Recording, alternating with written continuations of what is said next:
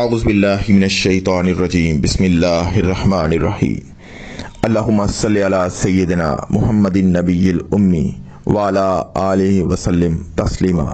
اسلامین world کے تمام ناظرین اور سامعین کو السلام علیکم۔ سامعین محترم، آج میں آپ کو اللہ کے ایک ایسے نبی کا قصہ سنانے جا رہا ہوں جنہوں نے مچھلی کے پیٹ میں پناہ لی۔ جی، میں آج اپنے ناظرین اور سامعین کو حضرت یونس علیہ السلام کا قصہ سنانے جا رہا ہوں۔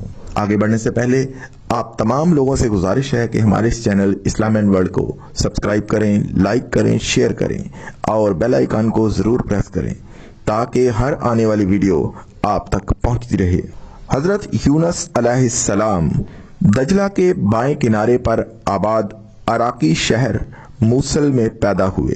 آپ علیہ السلام حضرت ہود علیہ السلام کی اولاد میں سے تھے۔ موصل کے مقابل نینوا شہر تھا جو اس زمانے میں اپنے عروج پر تھا اور وہاں قوم سمود آباد تھی۔ نینوا کی آبادی 1,00,000 سے زائد تھی۔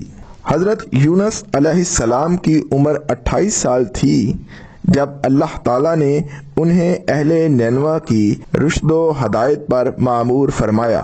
آپ علیہ السلام کا قرآن کریم کی 6 سورہ مبارکہ میں ذکر آیا ہے۔ سورہ نساء، سورہ انعام، سورہ یونس، سورہ صفات، سورہ انبیاء اور سورہ قلم۔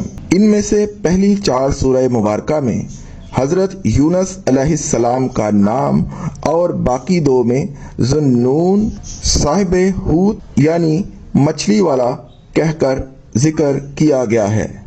قرآن کریم کی 10ویں سورت آپ علیہ السلام کے نام پر ہے۔ حضرت یونس علیہ السلام ایک عرصے تک نینوا کے لوگوں کو توحید کی دعوت اور بت پرستی سے روکتے رہے، مگر قوم نے ان کی دعوت قبول کرنے سے صاف انکار کر دیا۔ صرف یہی نہیں، غرور و تکبر میں مبتلا قوم دیگر نافرمان اقوام کی طرح آپ علیہ السلام کی دعوت کا مذاق بھی اڑاتی رہی۔ جب ان کی سرکشی اور نافرمانی انتہا کو پہنچ گئی تو اللہ تعالیٰ نے حضرت یونس علیہ السلام کو حکم دیا کہ لوگوں کو آگاہ کر دو کہ 3 دن کے اندر اندر ان پر عذاب آنے والا ہے۔ آپ علیہ السلام نے قوم میں اس کا اعلان کر دیا۔ یہ سن کر قوم یونس نے آپس میں مشورہ کیا تو اس بات پر ان سب کا اتفاق ہوا کہ یونس علیہ السلام کو کبھی جھوٹ بولتے نہیں دیکھا گیا، لہٰذا ان کی بات نظر انداز نہیں کرنی چاہیے۔ مشورے میں یہ بھی طے ہوا کہ دیکھا جائے گا کہ اگر یونس علیہ السلام رات بستی کے اندر اپنے گھر میں مقیم رہتے ہیں تو سمجھ لو کہ کچھ نہیں ہوگا، اور اگر وہ یہاں سے کہیں اور چلے جاتے ہیں تو یقین کر لو کہ صبح عذاب ضرور آئے گا۔ حضرت یونس علیہ السلام رات کو اس بستی سے نکل گئے۔ صبح ہوئی تو عذاب الہی ایک سیاہ دھوئیں اور بادل کی شکل میں بستی والوں کے سروں پر منڈلانے لگا۔ جب وہ ان کے قریب ہونے لگا تو لوگوں کو یقین ہو گیا کہ اب وہ سب ہلاک ہونے والے ہیں۔ یہ دیکھ کر حضرت یونس علیہ السلام کو تلاش کیا گیا کہ ان کے ہاتھ پر ایمان لے آئیں اور توبہ کر لیں، مگر آپ علیہ السلام کو نہ پایا تو خود ہی اخلاص نیت کے ساتھ توبہ و استغفار میں لگ اور اپنے گھروں سے ایک میدان میں نکل آئے۔ عورتیں، بچے اور جانور سب اس میدان میں جمع کر دیے گئے۔ تمام بستی والے ٹاٹ کے کپڑے پہن کر عجز و انکساری کے ساتھ توبہ کرنے اور عذاب سے پناہ مانگنے میں اس طرح مشغول ہوئے کہ پورا میدان آہ و بکا سے گونجنے لگا۔ اللہ تعالیٰ نے ان کی توبہ قبول فرما لی اور عذاب ان سے ہٹا دیا۔ روایت میں ہے کہ یہ عاشورہ یعنی 10ویں محرم کا دن تھا۔ ادھر حضرت یونس علیہ السلام بستی سے باہر اس انتظار میں تھے کہ اب اس قوم پر عذاب نازل ہوگا۔ ان کی توبہ و استغفار کا حال انہیں معلوم نہ تھا۔ جب عذاب ٹل گیا تو انہیں فکر ہوئی، اب تو قوم مجھے جھوٹا قرار دے دے گی، کیونکہ میں نے اعلان کیا تھا کہ 3 دن کے اندر عذاب آ جائے گا۔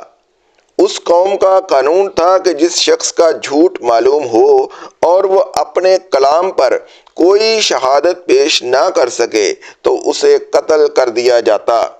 تو یونس علیہ السلام کو فکر ہوئی کہ انہیں بھی جھوٹا قرار دے کر قتل کر دیا جائے گا۔ اس رنج و غم اور پریشانی کے عالم میں اس شہر سے نکل جانے کا ارادہ کر کے چل دیے، یہاں تک کہ بحیرہ روم کے کنارے پہنچ گئے۔ وہاں ایک کشتی دیکھی جس میں لوگ سوار تھے۔ آپ علیہ السلام کو ان لوگوں نے پہچان لیا اور کرائے کے بغیر سوار کر لیا۔ کشتی روانہ ہو کر جب وسط میں پہنچی تو دفعتاً ٹھہر گئی، آگے بڑھتی ہے اور نہ پیچھے۔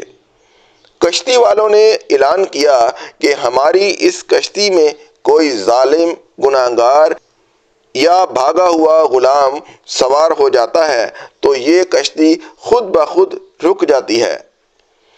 ایسے آدمی کو چاہیے کہ خود کو ظاہر کر دے تاکہ اس کی وجہ سے سب پر مصیبت نہ آئے۔ اس پر حضرت یونس علیہ السلام بول اٹھے کہ وہ بھاگا ہوا غلام گناہگار میں ہی ہوں، کیونکہ اپنے شہر سے نکل کر کشتی میں سوار ہونا ایک طبعی خوف کی وجہ سے تھا، اور اللہ تعالیٰ کے حکم کے بغیر یوں چلے آنے کو حضرت یونس علیہ السلام کی پیغمبرانہ شان نے ایک گناہ قرار دیا کہ پیغمبر کی کوئی نقل و حرکت بلا اذن الہی نہیں ہونی چاہیے تھی۔ بہرحال آپ علیہ السلام نے فرمایا کہ مجھے دریا میں ڈال دو تو تم سب اس عذاب سے بچ جاؤ گے، مگر کشتی والے اس پر تیار نہ ہوئے، بلکہ انہوں نے قرعہ اندازی کی تاکہ جس کا نام نکلے اسے دریا میں ڈالا جائے، لیکن قرعہ اندازی میں بھی آپ علیہ السلام ہی کا نام نکل آیا۔ لوگوں کو اس پر تعجب ہوا تو کئی مرتبہ قرعہ اندازی کی گئی اور ہر مرتبہ آپ علیہ السلام ہی کا نام آتا رہا۔ ایک طرف قرعہ اندازی میں نام نکلنے پر آپ علیہ السلام کو دریا میں ڈالے جانے کا سامان ہو رہا تھا، دوسری طرف ایک بہت بڑی مچھلی اللہ تعالیٰ کے حکم پر کشتی کے قریب منہ کھولے موجود تھی کہ آپ علیہ السلام کو اپنے پیٹ میں جگہ دے۔ حضرت یونس علیہ السلام جیسے ہی پانی میں گئے، مچھلی نے فوراً انہیں اپنے پیٹ میں لے لیا۔ حضرت یونس علیہ السلام اس مچھلی کے پیٹ میں 40 روز رہے۔ یہ انہیں زمین کی تہہ تک لے جاتی اور دور دراز کی مسافتوں میں پھراتی رہی۔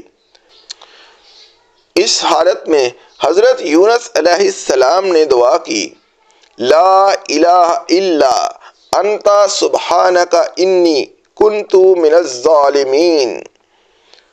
تو اللہ نے دعا قبول فرمائی اور مچھلی نے آپ علیہ السلام کو بالکل صحیح سالم حالت میں کنارے پر ڈال دیا۔ مچھلی کے پیٹ کی گرمی سے ان کے بدن پر کوئی بال نہ رہا تھا۔ اللہ تعالیٰ نے ان کے قریب ایک درخت اگا دیا جس کے پتوں کا سایہ آپ علیہ السلام کے لیے راحت کا سبب بن گیا۔ نیز ایک جنگلی بکری اللہ تعالیٰ کے حکم سے صبح شام آپ علیہ السلام کے پاس کھڑی ہوتی اور آپ علیہ السلام اس کا دودھ پی لیتے۔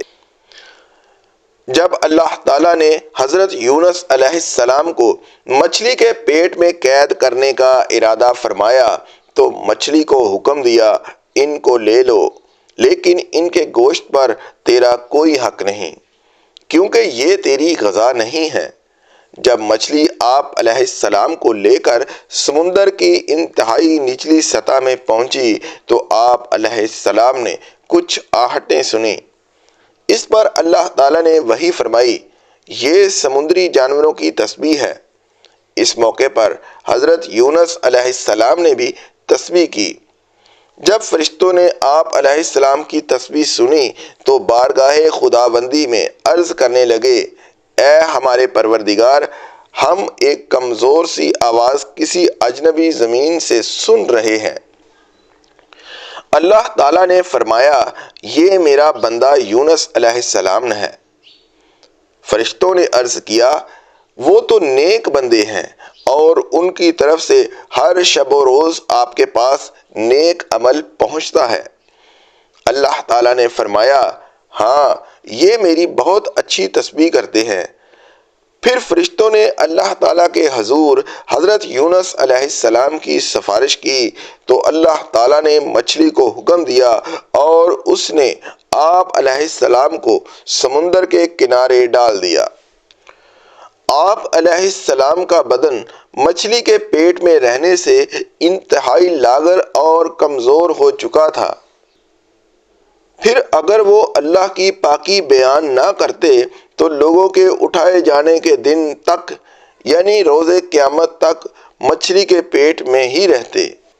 پچھلی اقوام میں قوم یونس علیہ السلام کی مثال سب سے منفرد ہے کہ جس نے عذاب کے وقوع ہونے سے پہلے ہی صدق دل کے ساتھ عاجزی و آہوازاری کرتے ہوئے توبہ استغفار کیا اور اللہ تعالیٰ نے اس قوم سے اپنا عذاب ہٹا دیا، جبکہ قوم نوح علیہ السلام، قوم ہود علیہ السلام، قوم صالح علیہ السلام اور قوم لوط علیہ السلام وغیرہ عذاب سے ڈرانے اور بار بار تنبیہ کے باوجود شرک و کفر پر ڈٹائی سے جمی رہیں اور عذاب کی بات کو مذاق سمجھتی رہیں۔ چنانچہ عذاب الہی کا شکار ہو کر ہمیشہ کے لیے نیست و نابود ہو گئیں۔ بس کوئی بستی ایسی کیوں نہ ہوئی کہ ایمان لاتی تو اس کا ایمان اسے نفع دیتا، سوائے یونس علیہ السلام کی قوم کے۔ جب وہ ایمان لائی تو ہم نے دنیوی زندگی میں ان سے رسوائی کا عذاب دور کر دیا اور ایک مدت تک ان کو دنیوی فائدے سے بہرہ مند رکھا۔ دنیا کا عذاب سامنے آ جانے پر بھی توبہ کا دروازہ بند نہیں ہوتا، بلکہ توبہ قبول ہو سکتی ہے۔ البتہ آخرت کا عذاب سامنے آ جانے کے وقت توبہ قبول نہیں ہوتی اور عذاب آخرت کا سامنے آنا قیامت کے دن ہوگا یا موت کے وقت۔ جب تک وہ غرغرہ کی حالت میں نہ پہنچ جائے۔